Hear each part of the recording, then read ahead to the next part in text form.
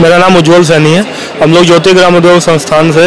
Belong करते हैं। हम लोग गंगो सहारनपुर में हमारा जो है बी कीपिंग ट्रेनिंग इंस्टीट्यूट है और नेशनल बी बोर्ड का मिनिस्ट्री ऑफ एग्रीकल्चर की लाइफ मेंबर सोसाइटी हम लोग है और खादी इंडिया की यूनिट है और MSME मंत्रालय से स्फूर्ति योजना के अंतर्गत हमारा एक गंगो बी कीपिंग के नाम से हनी प्रोड्यूसर क्लस्टर है और 1990 से हम लोगों की ये ज्योति ग्राम उद्योग संस्था जो जिसके नाम से JGS हनी के नाम से हमारा ब्रांड है, ये मेरे पापा ने स्टार्ट की थी, श्री अजय कुमार सैनी जी ने। मैं सेकेंड जनरेशन हूँ जो मैं अपने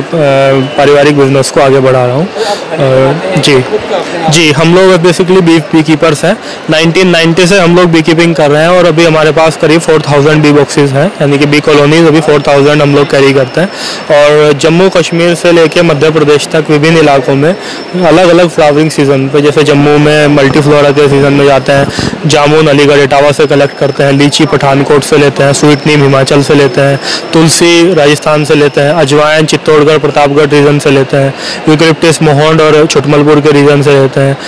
सनफ्लावर आपका अम्बाला साइड से लेते हैं और आपका ये सौफ हनी है नागौर से लेते हैं, धनिया कोटा से निकलता है, मस्टर्ड हनी जो है वो मेजोरिटी में राजस्थान में मध्य प्रदेश में होता है, पहाड़ी हनी जो सबसे रेयर हनी इंडिया का माना जाता है वो कश्मीर में अनंतनाग शोपिया तराल बडगाम उस इलाके में होता है जो कि बहुत हाई एल्टीट्यूड हनी माना जाता है और इंडिया का सबसे रेयर हनी है और मोस्ट डिमांडेड हनी में से एक है। सिद्र हनी बेर का जो हनी है वो गल्फ कंट्रीज में बहुत ज़्यादा डिमांड में रहता है, वो हनी हम लोग एक्सट्रैक्ट करते हैं। तो कुल मिला के इन सब वेराइटीज़ के साथ साथ फ्लोरल वेराइटीज़ के साथ साथ ये फ्लेवर्ड हनी नहीं है जिनके भी मैंने आपको नाम बताए, उन्हीं के खेतों में बगीचों में जब फ्लावरिंग सीजन पे बी बॉक्सेस को माइग्रेट किया जाता है एक जगह से दूसरी जगह फूलों के अनुसार, वहाँ मधुमक्खी के बॉक्स हम ले जाते हैं। तो जहाँ मधुमक्खी की एपियरी होती है उससे 2-2.5 किलोमीटर के बीच में जो भी फसलें होती हैं उनका हनी उसमें निकाला जाता है और वो पूर्णतः उसी मेजोरिटी में जो क्रॉप होती है उसका माना जाता है। 10-20% अदर क्रॉप्स का भी आता है लेकिन मेजोरिटी में जो क्रॉप्स होती है उसका वो हनी माना जाता है।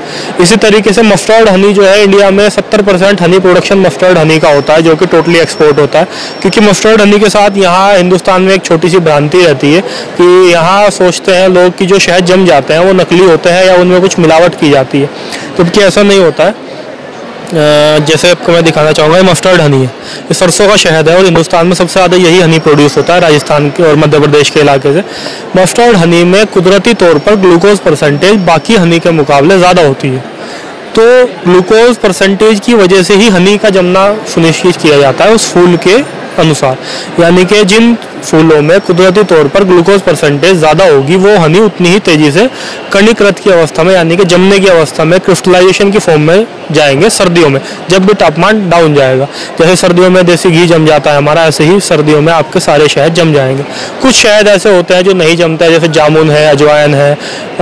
और आपका पहाड़ी हनी है, ये नहीं जमता है। इसके साथ साथ हम लोग हाई वैल्यू प्रोडक्ट्स में भी डील करते हैं, जैसे बीज वैक्स का आपका हाई वैल्यू प्रोडक्ट है, बीज वैक्स की लिप बाम्स हम लोग बनाते हैं, बीज वैक्स की फुट क्रीम बनाते हैं, बीज वैक्स की कैंडल्स बनाते हैं जो कि बहुत अच्छी रहती हैं, पॉजिटिविटी के अनुसार भी हमारे घर से या जहाँ भी रखी होंगी नेगेटिव एनर्जी को रिमूव करती है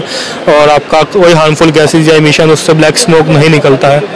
जी जैसे मैंने आपको ये दिखाया मस्टर्ड हनी है, ये जमा हुआ ही रहता है। इसके बाद आपको मैं दिखाऊंगा ये आपका पहाड़ी हनी है, ये नहीं जमता है, ये कश्मीर में बहुत हाई एल्टीट्यूड का हनी है तो ये नहीं जमता, जामुन अजवाइन, तो ये हनी नहीं जमता है। तो इसी के साथ साथ आपको बाकी हनी मैं आपको दिखाऊंगा जामुन का और अजवाइन का। अजवाइन हनी है जो डाइजेशन के लिए बहुत अच्छा होता है, चित्तौड़गढ़ प्रतापगढ़ एरिया में सबसे ज़्यादा इसकी फार्मिंग की जाती है अजवाइन की।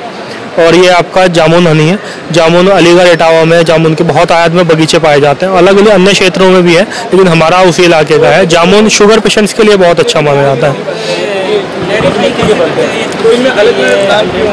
अलग अलग नाम इसलिए है कि मधुमक्खियों का आपने सही बात कही कि शहद जो है वो मधुमक्खियों से बनता है, लेकिन मधुमक्खियों को से जो शहद मधुमक्खियाँ जो बनाती हैं वो फूलों के ऊपर डिपेंड करती है। फूल से मधुमक्खी पर आपका रस जो है जिसको शहद बोला जाता है उसके वो रस चूसती है उन फूलों से। तो जब फूल अलग अलग होते हैं उन फ्लोरल बेल्ट से हनी का कलेक्शन अलग अलग होता है। जैसे मैंने आपको बताया मधुमक्खी 2 से 3 किलोमीटर तक उड़ती है, तो उस 2-3 किलोमीटर के एरिया में जो भी जिस चीज़ की बहुतायत में खेती होगी उन फूलों से मधुमक्खी जो है नेक्टर इकट्ठा करती है। नेक्टर बाद में छत्ते में आने के बाद जो शहद में परिवर्तन किया जाता है उसका।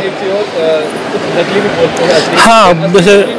देखिए, हाँ, असली नकली का फ़र्क जो आप पूछ रहे हैं, असली के देखिए सबसे बड़ा मामला कि शहद आपका जमना चाहिए हमेशा। मोस्टली हनी इंडिया के 90% हनी जमते हैं। दूसरा, हमेशा आप जो मोस्टली कोशिश करें कि आप बी कीपर से ही हनी खरीदें, क्योंकि बी कीपर्स जो है अडल्ट्रेशन नहीं करते हैं। और जहाँ कि आपकी असली नकली की आपने बात कही, तो ये जिन लोगों ने या जिन मधुमक्खी पालक ने जो उसको उत्पादक करता है, उनको एक तो बेसिकली पता होता है कि उन्होंने कुछ गड़बड़ तो नहीं की, कैसा उन्होंने निकाला है, कितना शुद्धतम उन्होंने हनी जो है निकाला है। और दूसरा, बहुत हाई लेवल की, अच्छे लेवल की लेबोरेटरीज में ही उसका पता लगाया जा सकता है कि वो किस फूल का असली हनी है या उसमें अडल्ट्रेटेड हनी है। बीच का कोई ऐसा माध्यम नहीं है जिससे आप किसी चीज़ में डाल के या कुछ करके उससे पता लगा सके कि आपका हनी प्योर है या नहीं है। बाकी बहुत हद तक आप हनी को, अलग अलग किस्म के हनी को, अलग अलग कंपनियों के हनी को आप टेस्ट करके भी आप पता लगा सकते हैं, क्योंकि ये हमारी जो मनुष्य की जो ज़बान है, जो जीभ है, वो बहुत सारे सिक्स सेंसेस उसमें होती हैं। वो कई बार बहुत चीज़ें स्वाद से भी आपको पता लग जाती हैं। तो जो अगर आप रेगुलर हनी कंज्यूम करते हैं, तो आप जब हनी को टेस्ट करेंगे तो आपको बहुत हद तक आप उससे अंदाज़ा लगा सकते हैं कि वो कितना प्योर है। और कभी भी हनी आपका जम जाए तो धूप में या गर्म पानी में रखने से पिघल जाना चाहिए, यानी कि तो आप हाथ से ऐसे उसको मसलेंगे बॉडी टेम्परेचर से। कहने का मतलब है कि आपका थोड़ी सी हल्की सी हीट अगर उसको मिलती है तो वो क्रिस्टलाइजेशन प्रोसेस को छोड़कर पिघल जाना चाहिए, मेल्ट हो जाना चाहिए। इसी के साथ साथ हम लोग उसके हाई वैल्यू प्रोडक्ट्स जैसे बी पोलन है, बीज वैक्स का मैंने आपको कुछ प्रोडक्ट्स गिनवाए, उसके बाद रॉयल जेली है, बी प्रोपोलिस है, हनी गुलकंद है, ये सब चीज़ें हम लोग भी हनी के साथ साथ बनाते हैं। और इसके डिफरेंट टाइप्स के गिफ्ट पैक्स भी हम लोगों ने बनाए, जो कॉर्पोरेट गिफ्टिंग में, दिवाली पे, फेस्टिवल सीजन्स में और शादियों में भाजियों के तौर पे जो है गिफ्टिंग सीजन्स में दिए जाते हैं, जिनका बहुत अच्छा प्रचलन चल रहा है। जो लोगों ने शिफ्ट मिठाइयों से शहद पे आना शिफ्ट कर दिया है, जो कि हमारी 1990 से हम लोगों की टैगलाइन चल रही, शुक्र है शनि रोज खाएं हनी। आपको हमारी यह रिपोर्ट कैसी लगी जरूर कमेंट करें, इस वीडियो को लाइक करें, हमारे चैनल दास्ताने इंद्रप्रस्थ को सब्सक्राइब करें ताकि हमारी सभी आगामी रिपोर्ट्स सबसे पहले आप तक पहुंच सकें। Bureau report Dastane Indraprastha.